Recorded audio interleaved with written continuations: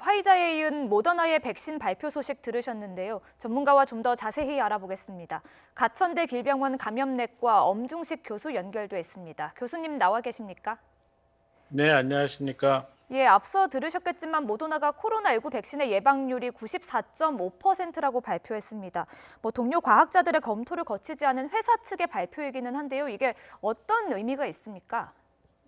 지금 모더나에서 발표한 것은 실제 3만 명 정도의 대상을 진짜 백신과 가짜 백신, 위약을 접종을 하고 양쪽 군에서 실제 코로나19 감염자가 몇 명이나 나왔는지를 비교한 결과입니다. 그런데 지금 우리가 좀 주의해야 될 점은 백신 회사에서 이렇게 발표한 자료들은 대부분 중간 결과에 해당이 됩니다. 그래서 실제로 두 가지 확인이 안 되는 부분이 있는데, 하나는 백신을 접종한 사람들이 얼마나 감염 노출 상황에 많은 사람들이 있었는지, 또 가짜약을 접종한 경우에는 얼마나 많은 사람들이 또 이 감염 노출 상황이 있었는지에 대한 근거 자료가 부족하고요. 또 하나는 우리가 결국 코로나19의 가장 위험한 대상은 고연령층입니다. 7, 80대 연령층에서 얼마나 예방 효과가 있는지가 아직까지 확인이 되지 않은 상태입니다. 그렇기 때문에 이런 예방 효과에 대한 결과를 받아들일 때는 굉장히 조심스러워야 되고, 실제로 모더나나 화이자 모두 앞으로 임상 연구가 조금 더 진행이 되는 과정에서 실제 이런 이 예방 효과와 관련된 수치는 변경이 될 수 있다, 더 떨어질 수 있다라는 점을 발표 자료에 명시를 하고 있습니다. 그래서 지금은 그냥 단순 자료 또는 중간 결과 자료로만 받아들이셨으면 좋겠고, 실제로 이 제대로 된 자료를 바탕으로 해서 확실한 결과가 나올 때까지는 우리가 너무 큰 기대는 하지 않으셨으면 하는 그런 바람입니다. 예, 조심스럽게 접근해야 된다, 예방률이 떨어질 수 있다는 이야기를 해주셨는데요. 지금까지 나온 자료들을 봤을 때 화이자와 모더나 백신의 가장 큰 차이는 보관 온도인 것 같습니다. 화이자 백신은 영하 70도에서 냉동 보관을 해야 되고요. 모더나 백신은 냉장 보관이 가능합니다. 그렇다면 모더나 백신의 보급이 더 쉽다는 이야기인지 어떻게 보고 계십니까?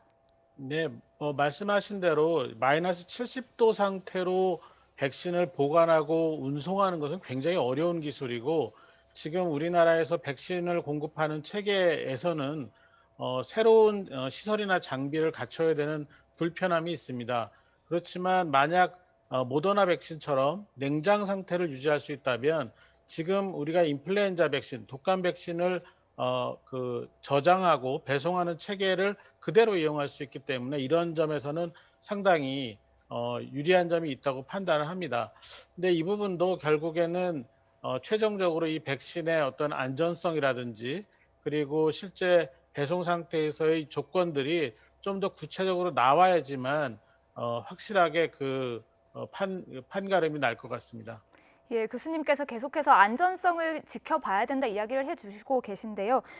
안전성 외에도 대량 생산이나 가격 문제도 짚어봐야 될 것 같습니다. 대량 생산이나 가격 문제를 봤을 때 모더나와 화이자 백신의 차이점은 어떤 거라고 보십니까?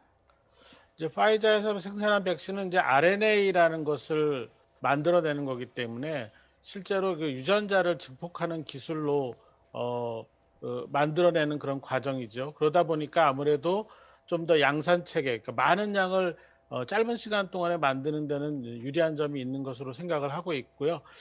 그렇지만 실제로 앞서 언급이 된 것처럼 이 RNA 백신의 경우 이제 보관에 까다로움이 있기 때문에 실제 양산을 하고 공급을 하는 과정에서 이런 상온 보관이 가능한 모더나 백신하고 얼마나 차이를 둘 수 있는지는 불확실합니다. 예, 안전성, 대량 생산, 그리고 보관, 유통 따져봐야 될 문제가 많습니다. 조심스럽게 접근을 해야 되지만 그래도 이제 관심은 우리가 언제쯤 백신을 맞을 수 있을까 하는 것인데요. 우리나라에 언제쯤 백신이 들어올 수 있을지, 그리고 충분한 물량 확보가 가능할지 어떻게 보고 계십니까? 지금 파이자에서는 이제 올해 안에 5천만 명에 해당하는 백신을 생산을 하겠다고 발표를 했고, 내년에는 최대 13억 명이 맞을 수 있는 백신을 생산해 내겠다고 했습니다. 결국은 이것을 우리나라에 도입하는 과정, 그리고 또 배급해서 전체 인구에 대해서 접종을 하는 그런 단계까지 가려면 상당한 시간이 걸립니다. 독감 백신을 접종하는 사업만 해도 고위험군에 대해서 접종하는 그 기간을 우리나라가 거의 3개월을 잡고 진행을 했거든요. 그러니까 이런 새로운 백신도 우리가 전체 인구의 60% 이상을 맞추는데 아무리 빨리 진행을 해도 두세 달이 걸릴 겁니다. 그렇기 때문에 백신이 도입해서 접종하는 시기는 모든 접근이 다 잘 맞아떨어진다고 하더라도 내년 3, 4분기 또는 4, 4분기 정도가 될 것 같고, 이것들을 실제로 우리 국민들에게 접종을 해서 유행을 조절할 수 있을 정도의 숫자를 다 접종하는 데는 아마 후년도 상반기 1, 4분기 정도까지는 가야 되지 않을까 생각을 합니다. 예, 그렇기 때문에 우리나라의 백신 개발에 대해서 궁금해 하시는 분들도 많을 것 같은데요. 우리나라의 백신 개발 어느 정도 지금 와 있습니까? 지금 일상 시험 단계에 들어간 백신이 두 가지가 있고요. 그리고 전임상이라고 해서 임상 실험을 하기 전 단계에 개발된 백신 후보 물질이 두 가지가 있는 것으로 알려져 있습니다.